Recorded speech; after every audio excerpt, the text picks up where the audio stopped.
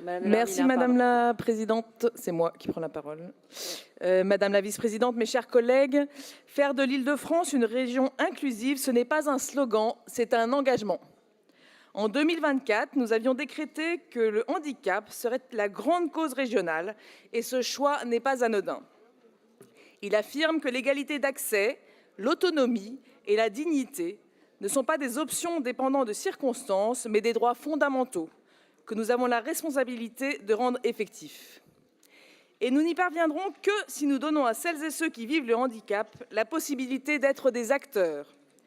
L'inclusion ne se décrète pas, elle se construit avec les personnes concernées, avec les associations, avec les territoires, avec l'intelligence collective.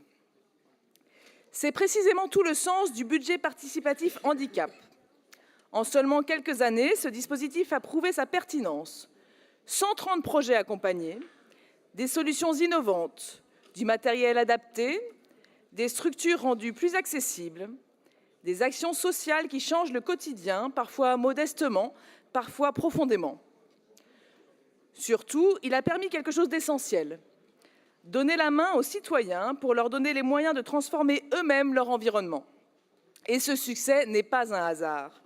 Il dit une chose simple, les besoins sont immenses, les idées existent, les porteurs de projets sont là, motivés, engagés, créatifs. Ce qui manque encore, ce ne sont pas les initiatives, ce sont les moyens pour les accompagner. Et c'est pourquoi nous proposons aujourd'hui d'augmenter de 100 000 € le budget participatif handicap pour porter son enveloppe annuelle à 1,1 million d'euros. Ce n'est pas qu'un chiffre, c'est 100 000 € de solutions supplémentaires, 100 000 € d'accessibilité gagnée, 100 000 € permettant à de nouvelles associations, à de nouvelles familles, à de nouvelles communes d'être soutenues. Investir dans le handicap, ce n'est pas une dépense comme une autre, c'est un progrès. Un progrès pour l'autonomie, un progrès pour la participation citoyenne, un progrès pour la justice sociale.